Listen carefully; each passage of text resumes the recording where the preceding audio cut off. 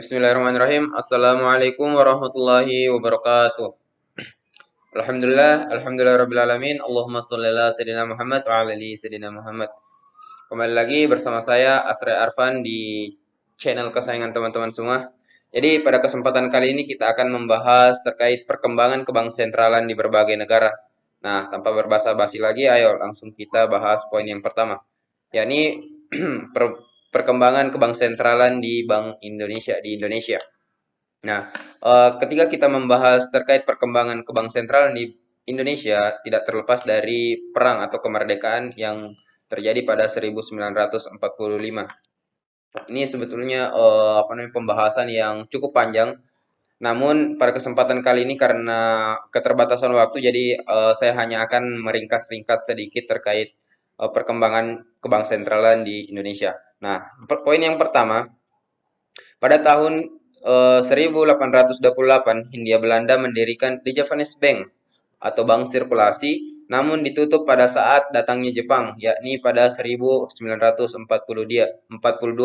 Jadi pada saat tahun 1828, Belanda mendirikan The Japanese Bank atas perintah Raja William I, yang kemudian ditutup pada saat datangnya Jepang di Indonesia pada tahun 1942. Nah, lanjut di poin kedua. Pada tahun 1445, pada saat Indonesia merdeka, Indonesia mendirikan Yayasan Poesat Bank Indonesia dan berubah menjadi BNI pada tahun 1946. Nah, jadi bisa kita ketahui bahwa Bank BNI yang kita kenal sekarang, Bank Negara Indonesia, sudah sangat tua gitu. Bahkan menjadi bank pertama yang didirikan oleh Indonesia. Nah, kemudian pada 1945, Nika memerangi Indonesia dan membuka kembali di Japanese Bank. Nah, jadi pada saat Indonesia mau merdeka, Indonesia sudah merdeka, kemudian datang sekutu-sekutu yang disusupi oleh tentara Belanda yang kita kenal sebagai Nika. Nah, kemudian Nika ini kembali membuka di Japanese Bank, bank yang sebelumnya yang ditutupi oleh Jepang pada saat Jepang datang ke Indonesia. Kemudian pada saat inilah ada dua bank yang berdiri di Indonesia, ada dua bank besar, yakni The Japanese Bank dan Bank BNI. Sebelum Bank BNI berubah nama masih sebutannya Yayasan Pusat Bank Indonesia. Jadi karena ada duanya kekuatan besar sehingga Bank Yayasan Pusat Bank Indonesia atau Bank BNI ini masih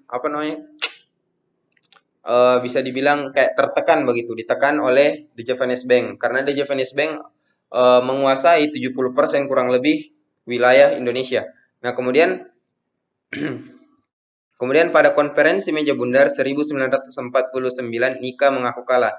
Nah, pada konferensi 1949 ini Nika mengaku kalah dan kemudian pada tahun 1951, The Japanese Bank atau The Japanese Bank dinasionalisasikan, dipindah alih tangankan ke Bank Indonesia, ke Indonesia yang sebelumnya dipegang oleh Belanda. Yakni pada tahun 1953 berubah nama menjadi Bank Indonesia. Jadi Bank Indonesia yang kita kenal sekarang adalah perubahan dari The Japanese Bank yang lahir dari tangan-tangan Belanda, seperti itu. Sebetulnya ini cerita yang sangat panjang, namun karena ya keterbatasan waktu, jadi saya uh, paparkan seefisien mungkin dan sebentar mungkin agar waktunya juga cukup. Kalau teman-teman pengen pelajari lebih lanjut terkait perbankan atau proses berdirinya bank di Indonesia, banyak di YouTube dan ini adalah materi yang sangat penting menurut saya. Lanjut kita bahas ke Bank Sentralan Monte dei Paschi yang ada di Italia. Merupakan bank tertua di Indonesia. Nah, berasal pada tahun 1472 sebagai Montepio atau agensi gadai atas perintah Magistrasi Republik Cina. Jadi bank pertama atau bank yang paling tua ini ada di Italia sebagaimana asal kata bank, yakni Banco, memberikan bantuan kepada kelas-kelas populasi yang kurang mampu. Memiliki sekitar 2.000 cabang, 26.000 karyawan, dan 5,1 juta nasabah di Italia. Luar biasa. Oke, selanjutnya Bank of England yang ada di Inggris. Merupakan bank sentral yang kedua didirikan di dunia setelah Bank Sentral Swedia. Bank of England didirikan pada tahun 1694 dengan tujuan sebagai bankir pemerintah dan sebagai pengelola hutang negara. Jadi tujuannya didirikan Bank of England ini adalah sebagai pengelola hutang negara. Pada tahun 1997, Bank of England diberikan mandat untuk melaksanakan kebijakan moneter yang terpisah dari pemerintah. Nah, jadi pada saat 1997, Bank of England ini memisahkan diri dari bagian pemerintah, sama kayak ke Bank Sentral Indonesia kita pada saat ini, memisahkan diri dari pemerintahan, dari politik. Sejalan dengan hal tersebut, Bank of England secara kelembagaan terpisah dari pemerintah. Oke, poin selanjutnya, dalam rangka memfokuskan pelaksanaan tugas di bidang moneter, tugas pengaturan dan pengawasan Bank of England dialihkan kepada kelembagaan lain, yaitu Financial Services Authority. Oke, poin selanjutnya yakni perkembangan Federal Reserve Bank of America, bank yang ada di Amerika.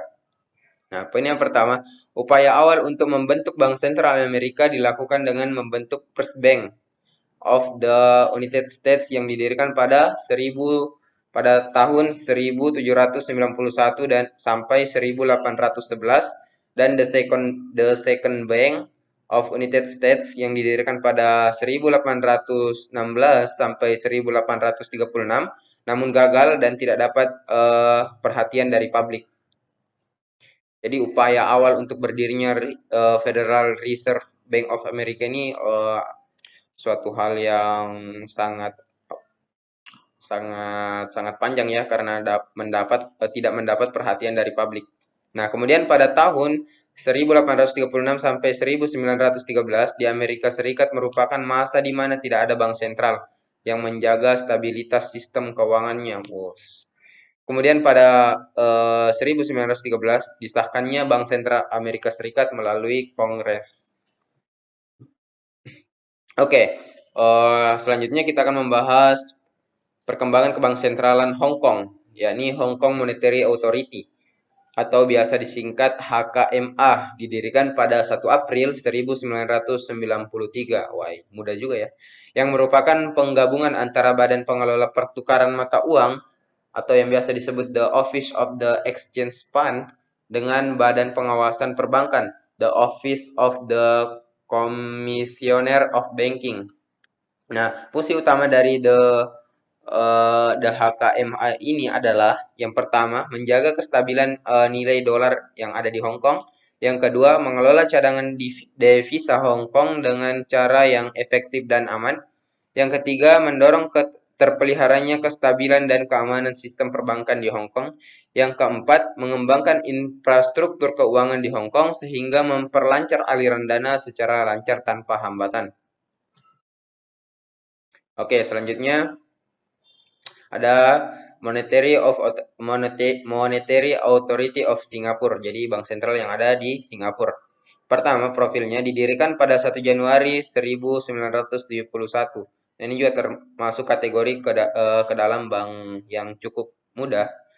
Kemudian tujuannya adalah sebagai langkah atau antisipasi dari perkembangan perekonomian Singapura dan meningkatnya permintaan akan layanan bank yang kompleks dan dinamisnya perkembangan moneter di negara tersebut. Jadi karena banyaknya peningkatan permintaan dan layanan bank, maka didirikannya lah tujuan dari Authority of Singapore ini. Kemudian visinya untuk mendorong kesinambungan pertumbuhan ekonomi yang tidak inflator dan perkembangan pusat keuangan yang sehat. Oke, selanjutnya ada People Bank of China, bank sentral yang ada di China. Jadi bank ini didirikan pada tanggal 1 Desember 1948 berlandaskan konsolidasi dari Bank Huibei, Bank Beihai, dan Bank Petani Sibei. Jadi seperti yang kita tahu bahwa Bank Cina adalah salah satu negara yang populasinya terbanyak di dunia dan memiliki dataran yang sangat luas. Jadi pada saat itu di setiap wilayah di Cina itu memiliki banknya tersendiri. Kemudian pada 1948 bank-bank yang ada di wilayah-wilayah Cina itu bergabung menjadi satu, menjadi bank sentral Cina. Nah, kemudian status bank sentralnya secara hukum dikonfirmasi pada tanggal 18 Maret 1995 oleh Pleno ke-13 di Kongres Rakyat Nasional yang ke-8. Memiliki tujuan tunggal, yaitu mencapai dan memelihara kestabilan nilai renminbi, ya ini Yuan RRT atau mata uangnya Cina. Nah, selanjutnya ada Bank of Korea, bank sentral yang ada di Korea. Dibangun pada tanggal 12 Juni 1950 di bawah hukum Bank of Korea. Berdasarkan draft ini, hukum Bank of Korea disahkan pada Mei 1950 dan bank meluncurkan operasinya pada bank sentral pada tanggal 12 Juni 1950. Bank ini diberikan berbagai fungsi dalam hubungannya dengan kebijakan moneter, keuangan, pengawasan bank, dan kebijakan devisa. Jadi bank-bank sentral yang ada di seluruh dunia itu tidak jauh-jauh beda lah tujuannya. Ya, ini menjaga kestabilan moneter.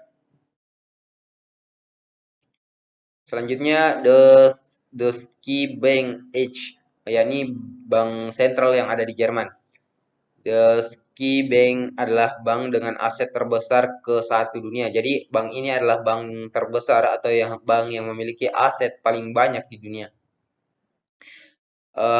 Deutsche Bank didirikan di Berlin pada tahun 1870 sebagai sebuah bank khusus untuk membiayai perdagangan ke luar negeri, keluar Jerman, dan memperbanyak ekspor dari Jerman. Nah, ini jadi begini caranya Jerman agar bisa, jadi dengan cara ekspor Jerman bisa memperkuat mata uangnya dan menjadi bank nomor 1 dengan aset paling banyak.